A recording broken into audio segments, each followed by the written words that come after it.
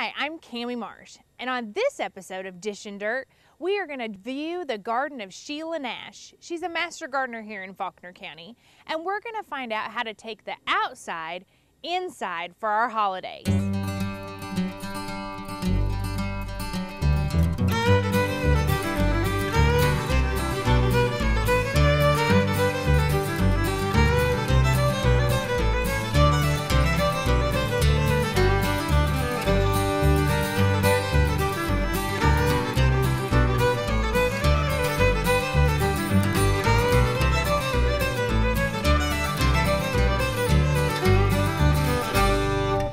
So we're here today with Miss Shelia Nash, and she's going to talk to us about bringing the garden into our house for the holidays. So tell us about some of the things you have here today. Okay, everything on the table are things that I went outside in the yard yesterday and clipped. We've got Nandina, which a lot of people have, and the berries are gorgeous, but when you've got a stem this big, you think, I don't need a stem that big. Don't hesitate to take your cutters and snip it off, and you've got a stem this big and that's still too big. You just cut again. And then you've got a nice smaller stem that's usable, inserting into a basket that may be more the size you need. And you can cut down as much as you need to, because lots of times stems are not where you want them to be, or they may be sparse, and you can stack multiple stems for a much nicer, thicker look. But nearly everybody's got Nandinas. Of course, a lot of people are trying to get rid of them now. This is the old-fashioned one that spreads. So the Nandina has this fall color. It's this color in the fall, and later in the year, like if you were making something the day before Christmas to use as Christmas Day, the foliage probably won't be this pretty a red. So does it last well? If it's in water, it lasts. If it's just stuck in a container without any water, it will hold up a day, but then it's pretty much gone. And then another thing that's in berry form right now is something my dad used to call possum haw. And it's really an ilex. It's a type of deciduous holly. And when you're at this time of year, it's not pretty stems of berries like this. It still has leaves on it. The leaves haven't dropped. But all you have to do is come in and pull the leaves off of it, and what you have left is a stem of berries. And I picked all the leaves off of those. But now, by January, the leaves will have fallen off naturally if you were making this in January.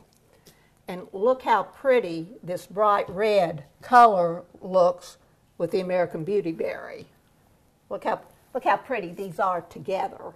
Just put beauty berries and possum haw berries in a vase together, and they're gorgeous. And both of these berries hold on a long time. So do we have to store them in water also? These need to be in water also. Or if they're not in water in a day or two, they start shriveling up and shedding all over your table or counter or wherever you have them setting. So, Miss Shelia, did you have to prune some of those? Once you pull the leaves off, did you have to prune some of those stems, or did you just leave them? There's a stem here that had leaves on it, and I just broke them off. You can cut them with scissors. You can break them off with your fingers. Whatever works for you. I tell people there's no right and wrong way of doing this. If it works, it's right. Very good. But it does take a little effort to get the leaves off. And beauty berries turn purple in September, and they still have leaves on them. At every juncture of this, there's leaves, and those leaves will wilt in just a few hours, even in water. So I go along and pick all the leaves off these, just leaving the berries with the stems. Now, we've had a couple frosts, and the leaves have already shed. So these were just cut straight off the bush. Very nice. So beauty berries. What's this one? Lots of people have this and don't know what it is. It's privet. Like your privet hedge, this is privet. And it's an invasive species, and if you look at how many berries there are here, you can tell why it's invasive. I mean, look at all the seeds. And I stood in one place and just snipped all of this, and there was this many in just a little space, a foot square. Wow. On filling containers, a lot of you have probably put these flattened marbles in a glass cylinder, and you tried to put a flower in on top of it, and your stem goes down about an inch and hits solid marble, and you can't move it any further. And you've also may have filled water in here, and it got all yucky and slimy as the plant started deteriorating. This has got a quart fruit jar in the middle of it. Very good idea. Just a mayonnaise jar. And I put the little marbles around it. It took a lot less marbles to fill this container, and it also gives me a water reservoir for putting water in and putting flowers in the container. Well, that's an excellent tip. Let's take a quick break, and we'll come back and you can show us how to put some of these pieces together in some arrangements. Okay. Hi, I'm Robin Dyer, and I would love for you to come work out with me on my show called Burn. This workout is going to be quick, something you can do at home for your busy lifestyle.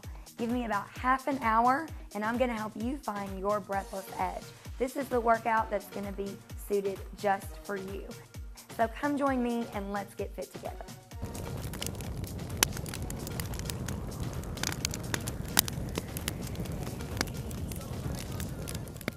You know, Jim, at Conway Corporation, we've been doing Conway High School basketball for 13 years, and I know you and I get pretty fired up. We do. And after all these years, the 1005 team seems just like family. How hard could this be?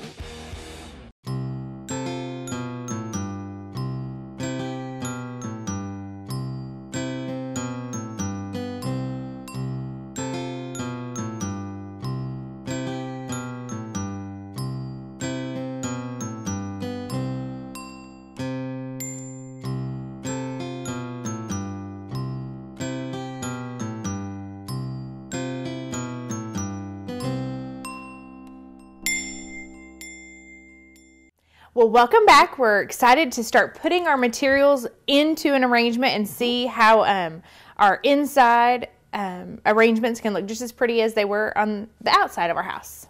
Okay, I'm going to start with a piece of camellia, and I'm just going to stick it down in here. I've already put water in this container, and I'm going to mix types of foliage as I go. I'll put some cedar in.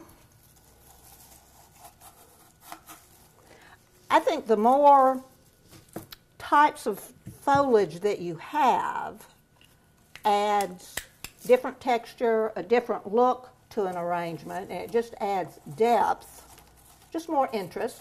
You could use all of the same thing if you only had one kind of foliage. We're going to take some of our garlic stems that are kind of tall here. One here. Another one down lower. We'll wait and put in a little bit more to see where these others need to go. Going to take a piece of magnolia foliage and put in right here.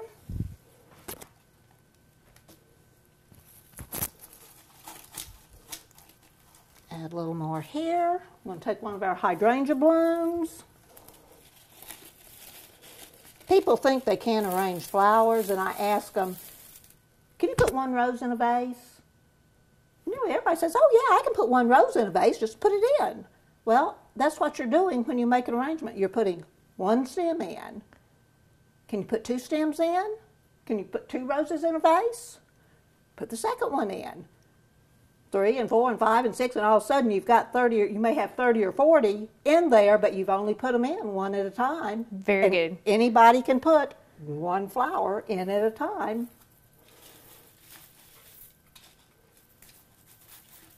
Now, is there a certain height? We have all different heights, which is creating that depth you were talking about. Is there a certain height that your arrangement should be, or? It depends on where you're going to put it. Very good. If it's against a blank wall, with nothing else above it, you probably want something tall. If there's lots of other things around, or if it's going on the dining room table, you want it low where you can see across it. If it's going on an end table or a coffee table where people are sitting on the couch conversing with each other, you don't want it to be blocking. I don't want to have to dodge around you to look through the bushes. So the height depends on where you're going to go with it. So it's almost like we've talked about plants. There's the right plant for the right location. There's also the right inside decorations for the right location inside. And this year, burlap is the real in thing, new. But lots of us already have our Christmas decorations, and they're bright and glittery and glitzy. I'm glitter and glitz, and I'm not giving up my glitter and glitz. I'm sorry. I've just got to have sparkle in my Christmas. And this is a very natural looking thing. And there's my cat. This is my assistant floral designer. He helps me with anything I do. But rather than give up my glitz, I've got this natural look going. I've got a little sparkle down here with the marbles. But I'm going to add some glitter to this.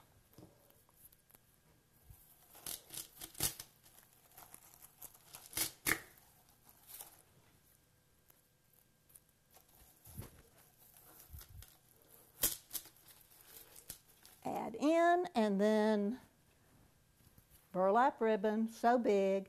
This burlap has some gold thread in through it, so it's got a little bit of sparkle to it, but it's still burlap. I'm just going to stick this in right here, gives a little bit more finished look, and you're done. Well, that is fantastic. So we're able to just really incorporate what was outside in our natural setting and bring it inside, and then even just snazz it up a little bit and add that little sparkle, and voila. And it didn't cost you anything that you just went outside and snipped. It was already there in your yard. Or if maybe you don't have this sort of thing in your yard, but maybe your parents do, or a neighbor does, or a friend does. Ask them, can I come over and prune a little bit on your cedar, or can I have a few sprigs off your magnolia tree? I'm delighted to have my magnolias pruned because I run under them on the riding lawnmower all summer. I'm out there snipping them off, throwing them away so I don't hit them as I go across.